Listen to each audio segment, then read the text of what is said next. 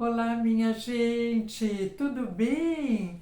Estamos aqui para mais um encontro, para mais uma reflexão, uma possibilidade de ampliarmos um pouco mais a nossa consciência e adquirirmos padrões mentais e físicos e biológicos e emocionais e espirituais saudáveis, promissores, né? Que a gente possa aprender a lidar melhor com as coisas do nosso cotidiano, com as coisas que nos invadem, com as coisas que compõem o nosso ser.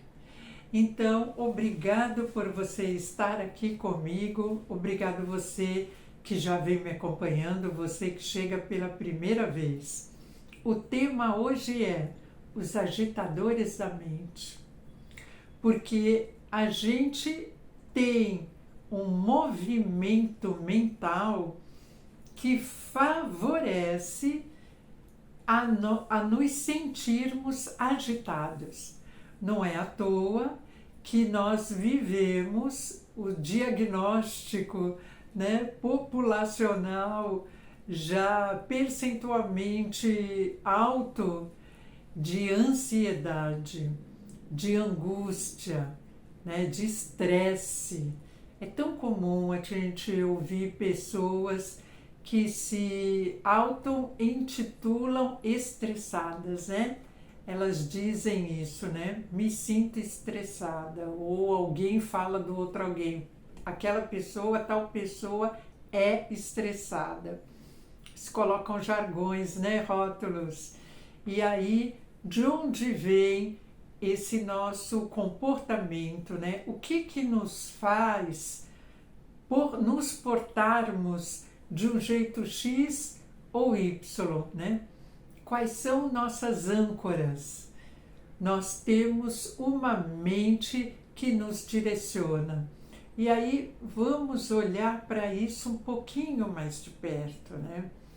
Para essas questões que às vezes nos capturam, nos enjaulam em falsas perspectivas de vida, né? E acabam nos direcionando para o adoecimento, para o sofrimento, para o adoecimento. Então, que a gente possa perceber essas coisas e que a gente possa mudar essa sintonia, reverter esse movimento. A nossa mente, ela pode estar focada ou distraída. Por exemplo, não é? Pode estar angustiada, pode estar temerosa, né? A nossa mente pode estar serena, pode estar agitada. A nossa mente, via de regra, ela não se desocupa. Ela está sempre ocupada com algum pensamento. E raramente é com aquilo que está acontecendo nesse momento. Então, se eu estou aqui agora nesse movimento de criação desse vídeo e eu não estou centrada nesse tema, eu não estou vivendo, se eu não estiver vivendo aquilo que eu estou falando, aquilo que eu já pensei antes, né? Aquilo que eu elaborei, que eu programei, se eu não estiver em conexão com aquilo agora, o que acontece? Eu vou correr o risco de abstrair, de me evadir de uma conexão de sinceridade, de prontidão, uma conexão que me coloque mais próximo a você. Eu não vou estar tão inteira naquilo, né? Eu vou estar dividida nesse aqui e nesse agora. E isso acontece com a grande maioria das pessoas o tempo inteiro, né? Sem se dar conta, achando que é normal, né? O celular e a tecnologia moderna, que é uma coisa maravilhosa, né? Oferece recursos cada vez mais amplos de nós podermos estar acompanhando em tempo real o que está acontecendo no mundo inteiro. é algo que é maravilhoso e ao mesmo tempo é insaciável. E aquilo que é insaciável é angustiante. Então, como é que cada um de nós lida com isso, né? Como é que a gente consegue transmutar o insaciável em alguma coisa que possa saciar no momento presente, né? Alguma coisa que possa me deixar satisfeito em simplesmente estar aqui agora, me sentindo aqui, né? Me sentindo pronta para viver esse agora. Como é que eu posso? Será que eu consigo isso? Ou será que eu vou ficar, né? Ou vou me predispor, ou me deixo capturar sem consciência nenhuma dessa coisa de ficar correndo atrás do tempo, o tempo inteiro, né? O tempo não para, não é assim? O Cazuza já não falou isso para nós? O tempo não para, né? A gente já teve sábios na antiguidade que já mostraram para nós essa questão do tempo. E se a gente ficar refém dele, nós saímos da conexão com nós mesmos. Então nós ficamos preocupados com o tempo, correndo atrás das coisas por causa do tempo e a gente se distancia de nós mesmos. Então o movimento mental, que tem a ver com a emoção que a gente sente, com os sentimentos, com a forma da gente lidar com as pessoas, com os problemas, não é? Essa maneira que a gente se nutre, né, de coisas agitadas, né, onde a gente se coloca como correndo atrás, né, como vítima, se deixando capturar pelo externo. Quando a gente se distancia da nossa essência, a gente vai ficando insatisfeito, frustrado, agoniado e cada vez mais agitado. Eu não tenho dúvida, por exemplo, que nós nesse tempo de modernidade maravilhoso, também é um tempo de criação de doenças mentais inúmeras, novas, né, de novos diagnósticos mentais, porque mentais e emocionais, né, descontrole mental e emocional, porque as pessoas que não estão conscientes do que está acontecendo, elas vão se acorrentando nessa agitação e vão sendo puxadas e empurradas, né, por conta de tudo isso. Então, que a gente possa perceber essas coisas, né, cada um de nós possa perceber isso, ao invés de ficar refém do remédio, do medicamento, do tratamento, né, que é importante fazer também, mas que a gente possa se prevenir, que a gente possa se cuidar. Então, Patanjali, que é um sábio e uma pessoa, o nome, né, essa figura Patanjali, ela é ligada à criação do yoga. Quando a gente estuda yoga, a gente estuda Patanjali, sem saber se ele existiu de fato, quando existiu, se antes de Cristo, se depois de Cristo. Muitos autores referem o século II depois de Cristo, mas não temos comprovações concretas, temos indícios, né? E ele, Patanjali, né, que falou, já estudou, viveu as questões das influências respiratórias, as posturas, os asanas, né, a meditação, os pranayamas, que é o que está embutido na respiração. Então, ele trouxe tanta coisa para nós importante, que são os pedaços do ser humano, que muitas vezes não são vistos, e quando não são vistos, nós não damos atenção para aquilo, não damos oportunidade de evolução para aquilo. Então, essa maravilhosa personalidade já nos falou que os agitadores da mente são três: os pensamentos, os sonhos e a memória. Então, Patanjali, através dos estudos e das vivências dele, mostra para nós que essas criações mentais ou esses estágios mentais, esses pontos, aspectos da nossa mente que nos colocam presos a passado ou a futuro, tende a nos deixar desequilibrados, né? E agitar a nossa mente. E quando eu falo agitar mente, eu quero dizer da facilidade em produzir doença, por exemplo. Então, que bacana quando a gente pode perceber essas coisas e poder evitar que essas coisas aconteçam conosco. A gente possa desenvolver um auto-olhar mais cuidadoso para nós mesmos, né? Então, mais do que ficarmos preocupados com as coisas da externalidade, a gente possa perceber as nossas sensações, as nossas reações, os nossos sentimentos, né? Os nossos desequilíbrios, os nossos incômodos e poder reconhecer de alguma maneira de onde eles vêm, como que eles são formados, em que lugar eles se encontram.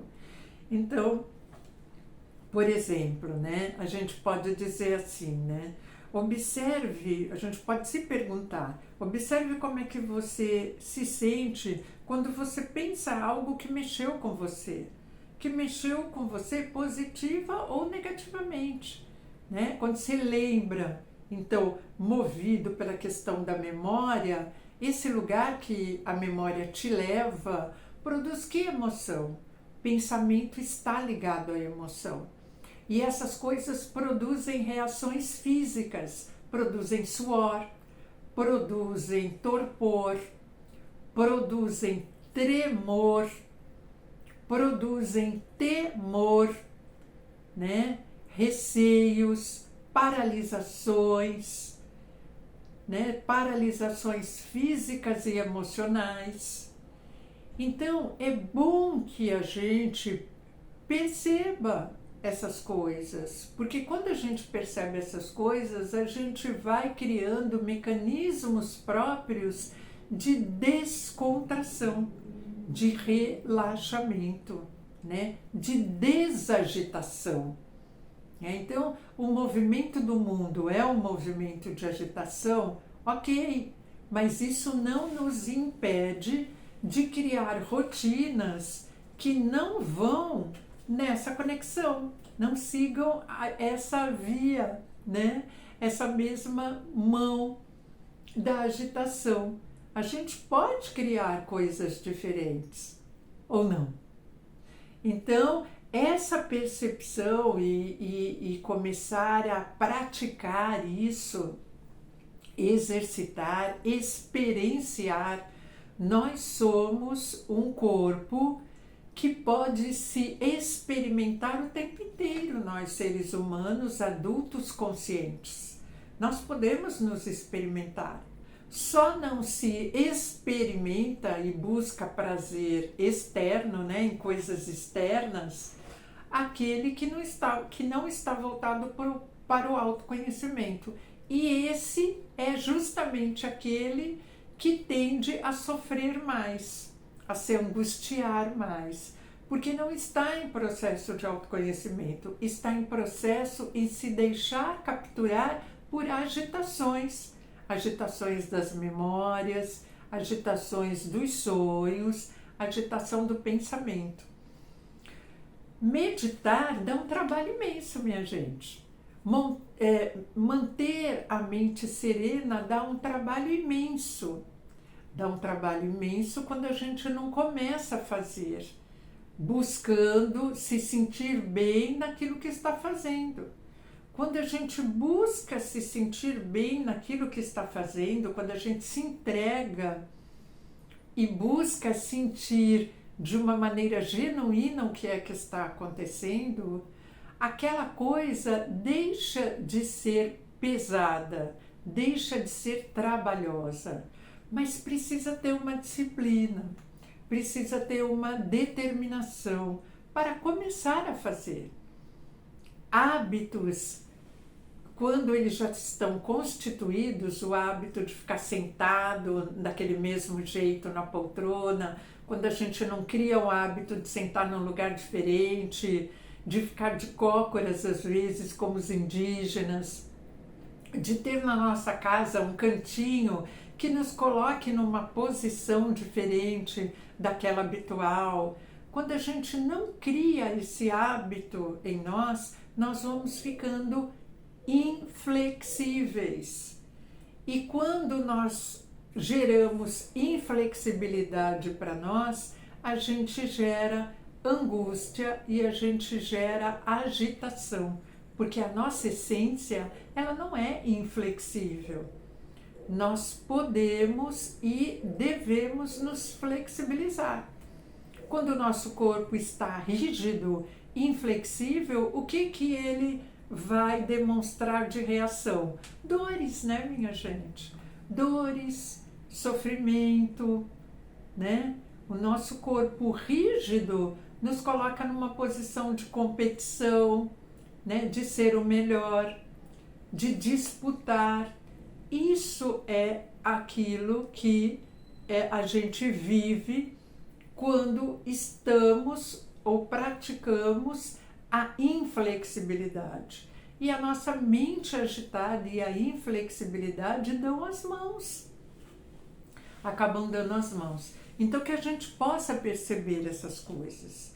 Então, Patanjali deixa para nós, traz para nós, né, um legado maravilhoso que a gente pode encontrar em escrituras sobre yoga, Vedanta, Hatha Yoga, onde a gente pode estudar melhor essa questão das mensagens dos Yoga Sutras, que foram produzidos pelas experimentações de Patanjali e que ele deixa para nós essas dicas, né, maravilhosas.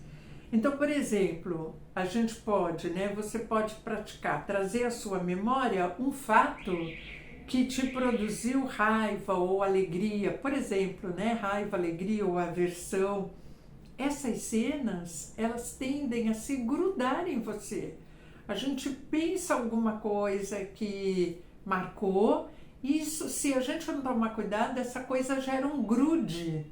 E aí a gente vai estar sempre revivendo essa cena, porque vai estar recontando para outra pessoa e para outra pessoa. E normalmente são cenas que nos colocam como heróis, né, poderosos, ou como vítimas, né, como coitados, né, alguém que se deixou aí passar por uma situação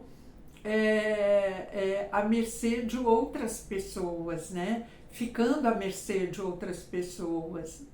Então, como é importante a gente perceber os nossos movimentos mentais, como é que a gente reage diante de algumas situações e que a nossa mente, ela tende a nos capturar e fazer viver situações de angústia. Quando nós trabalhamos a nós mesmos, nós nos livramos disso. Então, o primeiro passo é se auto-perceber, se auto-olhar, é reconhecer o que acontece e de que jeito acontece em nós quando nós vivemos uma situação de alegria ou de tristeza, né, de descontentamento ou de contentamento, de vitória ou de fracasso. O que é que faz com que a gente dê esses nomes para algumas coisas? Por que a gente não consegue relatar as coisas sendo observador dessa coisa e não sendo vítima, né? Por quê? Por que é tão difícil a gente se autoeducar? Será que é tão difícil ou será que não tem proposta, né? Intenção para isso acontecer? Então, olha que bacana a gente poder perceber essas coisas. A mente, ela nunca para. E é por isso que se pratica, por exemplo, yoga, meditação, mindfulness, tai chi chuan, né? Porque a mente não para. E porque a mente pensa, pensamento atrás do outro, pensamento com relação a algo que aconteceu ou algo que vai acontecer. A nossa mente nos tira do lugar do centro, do lugar da harmonia e do equilíbrio. E ela não faz isso por mal, ela faz porque ela é assim, né? A nossa mente, ela gera movimento, gera atividade. Mas tem um lado da nossa mente que pode fazer um movimento diferente desse. E será que nós estamos exercitando esse lado? O lado da contemplação, o lado do serenamento, do aquietamento. Será que a gente está exercitando isso? Será que você está, né? Ou você está se deixando adoecer nessa correria maluca aí dos mecanismos que tornam a mente acelerada? Então, será que você já contemplou uma paisagem, ou você costuma contemplar um ambiente, um lugar que te faz se sentir bem? Na verdade, você costuma se contemplar porque a meditação é uma autocontemplação. Nada mais é do que isso. Meditar não é ficar pensando em nada. Ao contrário, meditar é ficar procurando perceber o seu vazio. Então você pode meditar trazendo a imagem mental, né? Trazendo a sua mente a imagem mental de uma vela, de uma paisagem, de uma cor, né? Ou até a percepção de algo no seu corpo, a própria respiração. Há várias técnicas de meditação, mas basicamente todas elas levam a um único lugar. Qual é o lugar? O lugar de aquietamento e de reconexão com algo superior. Um lugar que você se sente bem, sente um apaziguar indescritível. Indescritível porque cada um sente do seu jeito. Mas é algo que te serena, que te acalma e te reenergiza. Esse lugar não tem agitação. Mas se você não buscar estar nesse lugar, você não vai conhecer esse lugar. E aí, gente, quem não conhece esse lugar tende a viver correndo atrás do tempo, correndo atrás da bola, correndo atrás de algo que busque satisfação. Não encontra a sua própria satisfação. Então, essa observação, se você puder fazer em você mesmo, ajuda muito, né? Muito interessante, porque não há nada para lhe convencer, né? Aqui não há uma intenção de convencer ninguém. A intenção é poder colocar você para refletir. O movimento que você está tendo com você é saudável? É de autodescoberta? É de autoconsciência? Né? É de amplitude mental? É de vida saudável, vida plena? Ou não? Ou será que tem coisas que precisam ser mudadas? Mas mudadas como? Patanjali já trouxe a dica, observando pensamentos, observando sonhos e observando a memória. O que é que você gosta de trazer à tona, buscar lá atrás, né? São coisas positivas ou negativas? Tem muita gente que vive o passado no momento presente.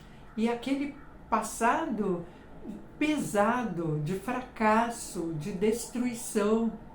E toda situação que aparece, né, que pode dar a dica, né, uma sensação de fracasso ou de destruição, é absolutamente potente em fazer com que a gente se fortaleça para enfrentar de forma diferente novas situações que possam aparecer. Então a gente pode produzir antídotos contra aquilo que nos envenenou.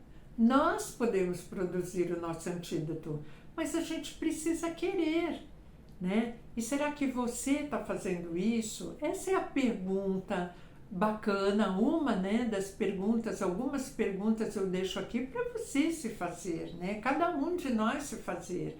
No momento que a gente passa uma dificuldade, no momento que a gente está mais cabisbaixo, no momento que a gente sentiu que tomou uma rasteira. Às vezes a gente toma uma rasteira e fundamentalmente a gente toma rasteiras da nossa mente. E como é que a gente lida com isso, né? Será que a gente observa isso? Ou a gente entra de gaiato nesse navio, né? E acha que não pode fazer nada. Então, essa é a proposta, né, que eu trago aqui para você. Assim como os pensamentos, os sonhos também produzem um movimento cerebral, movimentos cerebrais das mais variadas ordens. Quando sonhamos e lembramos do sonho, acionamos um grupo de sensações positivas ou negativas, a depender do tipo de cena que a gente viveu. Então, da mesma forma, a memória produz essas lembranças, né? E nos colocam contatando com emoções. E aí faz com que a gente produza em nós emoções grandiosas, construtivas ou destrutivas, que vão colocar a gente dando murro em ponta de faca e se distanciando de nós. Então, olha que bacana a gente perceber isso, né? Através dessas dicas, por exemplo, que Patanjali deixa para nós. E aí eu quero trazer também um autor que fala sobre o movimento mental, né? Ele tem um livro, A Biologia da Crença, Bruce Lipton, e ele fala também sobre essa questão mental, dizendo que cada um sabe o que é lutar contra hábitos. A gente tem hábitos nocivos e hábitos promissores. Nós temos. Mas será que a gente percebe isso? Será que a gente se propõe a mudar os hábitos? Então, a programação subconsciente assume o controle toda vez que a mente consciente se distrai.